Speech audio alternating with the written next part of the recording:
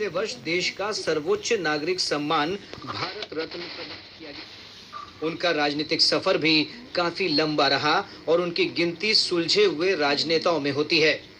अपनी पार्टी के अलावा विरोधी दलों में भी वे काफी लोकप्रिय थे।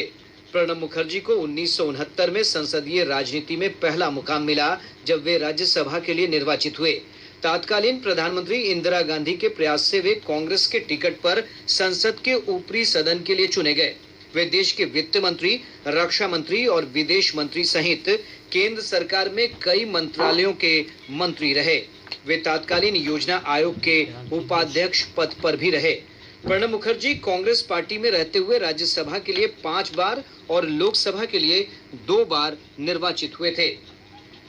प्रणब मुखर्जी के निधन पर राष्ट्रपति रामनाथ कोविंद, उपराष्ट्रपति एम वेंकैया नायडू, प्रधानमंत्री नरेंद्र मोदी ने गहरी संवेदना व्यक्त की है। राज्यपाल फागू चौहान, मुख्यमंत्री नीतीश कुमार, उप मुख्यमंत्री सुशील कुमार मोदी, विधानसभा अध्यक्ष विजय कुमार चौधरी, विधान परिषद के सभापति अवधेश नारायण सिंह, विधानसभा में नेता प्रतिपक्ष तेजस्वी प्रसाद यादव, पूर्व मुख्यमंत्री राबड़ी देवी, कांग्रेस के प्रदेश अध्यक्ष मदन मोहन झा, कांग्रेस के वरिष्ठ नेता सदानंद सिंह और हरखुजा ने भी पूर्व राष्ट्रपति के निधन पर गहरा शोक जताया है।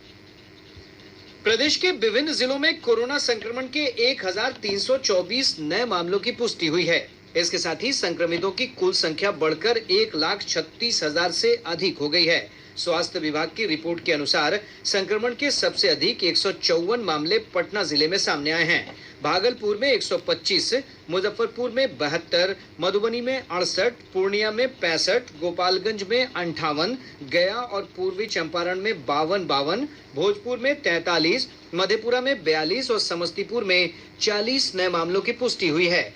अन्य जिलों से भी संक्रमण के नए मामले सामने आए हैं। इस महामारी से राज्य में अब तक 694 लोगों की मृत्यु हुई है।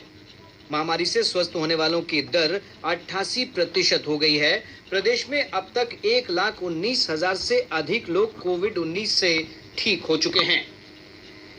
केंद्र सरकार ने आज कहा कि कोविड-19 महामारी के रोगियों के स्वस्थ होने की दर में सुधार जारी है और अब ये 76.61% हो गई है। देश में अब ठीक हुए लोगों की संख्या इलाज करा रहे रोगियों की तुलना में 3.5 गुना हो गई है। स्वास्थ्य मंत्रालय ने कहा कि पिछले 8 दिनों में 5 लाख लोग संक्रमण से ठीक हो चुके हैं। इधर पिछले 24 घंटों के दौरान देश भर में संक्रमण के 78,512 नए मामलों की पुष्टि हुई है। इसके साथ ही संक्रमितों की संख्या बढ़कर 36,21,245 हो गई है। महामारी से अब तक देश में 64,469 लोगों की मृत्यु हुई है। केंद्रीय गृह मंत्री अमित शाह को स्वस्थ होने के बाद एम्स नई दिल्ली से छुट्टी दे दी गई है। श्री शाह को कोविड-19 से ठीक होने के बाद पिछले दिनों जांच के लिए एम्स में भर्ती कराया गया था। देश भर में अनलॉक का चौथा चरण कल से लागू होगा। ये 30 सितंबर तक प्रभावी रहेगा। केंद्रीय गृह मंत्रालय ने अनलॉक 4 में पहले की तुलना में अधिक छूट दी है। इस दौरान 21 सितंबर से धार्मिक, राजनीतिक, सांस्कृतिक और वैवाहिक कार्यक्रमों के दौरान शर्तों के साथ लोगों को शामिल होने की अनुमति दी गई है। हालांकि अधिकतम 100 लोगों के ही एक स्थान पर एकत्र होने की छूट होगी। इस चरण में स्कूल, कॉलेज और अन्य शिक्षण संस्थानों को खोलने की अनुमति नहीं दी गई है। वहीं राज्यों को अपने स्तर पर लॉकडाउन लगाने की छूट भी नहीं होगी। इधर बिहार के शहरी इलाकों में राज्य सरकार द्वारा घोषित 6 सितंबर तक लॉकडाउन के प्रावधान लागू रहेंगे। वरिष्ठ स्वास्थ्य विशेषज्ञ डॉक्टर अमरचंद बजाज ने कोरोना वायरस की रोकथाम के लिए स्वच्छता के महत्व को बताया है। जब तक हमारे पास इनकी ट्रीटमेंट वैक्सीन या मेडिसिन के रूप में ना निकले, तब तक हमें जो प्रिकॉशनरी मेजर्स है वो फॉलो करने हैं। जहाँ जरूरत ना हो उसमें घर से बिल्कुल बाहर ना निकले, कोशिश करें कम से कम बाहर निकलना है। और जबकि निकलना भी पड़ा घर से बाहर तो कोशिश करें कि जहाँ आप 2 लोग खड़े हैं करीब 2 मीटर दूर खड़े रहें, नहीं तो कम से कम 1 मीटर दूर खड़े रहें। वहीं दिल्ली के लोक नायक जयप्रकाश नारायण अस्पताल के डॉक्टर नरेश गुप्ता ने कहा कि कोविड-19 से संक्रमित अधिकतर लोग घर में ही क्वारंटीन होते हैं। बहुत कम लोगों को अस्पताल में भर्ती होने की जरूरत पड़ती है। 80% में तो ऐसी भी तकलीफ नहीं करते हैं या इतनी हल्की करते हैं कि लोग घर पे ही ठीक हो जाते हैं। 10-15% में उनको अस्पताल जाके कुछ दवाई दी जाती है और वो सेटल हो जाते हैं। 5% या उससे कम वाले हैं जो कि दाखिल होना पड़ता है। आयुष्मान भारत योजना के अंतर्गत अनुबंधित अस्पतालों की रैंकिंग अब उनकी स्वास्थ्य देखभाल और सेवाओं की गुणवत्ता के आधार पर की जाएगी। देश भर में 23,000 से अधिक अस्पतालों को आयुष्मान भारत प्रधानमंत्री जन आरोग्य योजना के तहत पैनल में शामिल किया गया है।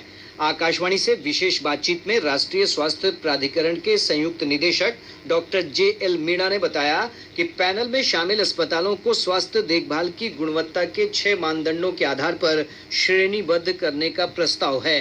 डॉक्टर मीणा ने बताया कि अस्पतालों की रैंकिंग लाभार्थियों को पैनल में शामिल अस्पतालों में जाने के बारे में जानकारी मिलेगी। आम लोगों को सबसे बड़ा जो फायदा होगा, एक तो ये होगा कि उसे पता लगेगा कि हॉस्पिटल किस ग्रेड में। अगर हॉस्पिटल 5 स्टार है, मीन्स ये वेल क्वालिटी सर्विसेज दे रहा है। यहाँ पर पेशेंट सेटिस्फेक्शन रेट बहुत अच्छा है, यहाँ पर एफिशिएंसी है, डॉक्टर्स क्वालिफाइड है, सुपर स्पेशलिटी सर्विसेज मिल रही है। तो वो बड़ा इजीली, जहाँ पे भी लाइफ शेयरिंग की जब बात होगी तो सबसे पहले बेनिफिशियरी ऐसे हॉस्पिटल में जाना चाहेगा कि जहाँ पर 5 स्टार 4 स्टार रेटिंग है, क्योंकि उसे पता है कि वहाँ पे सुपर स्पेशलिटी सर्विसेज उसको मिल जाएगी, वहाँ पे क्वालिटी सर्विसेज मिल जाएगी। आयुष्मान भारत योजना स्वास्थ्य देखभाल का दुनिया का सबसे बड़ा कार्यक्रम है, जिसमें कमजोर वर्ग के लोगों का हर वर्ष 5 लाख रुपए तक का स्वास्थ्य बीमा कराया जाता है। पिछले वर्ष देश का सर्वोच्च नागरिक सम्मान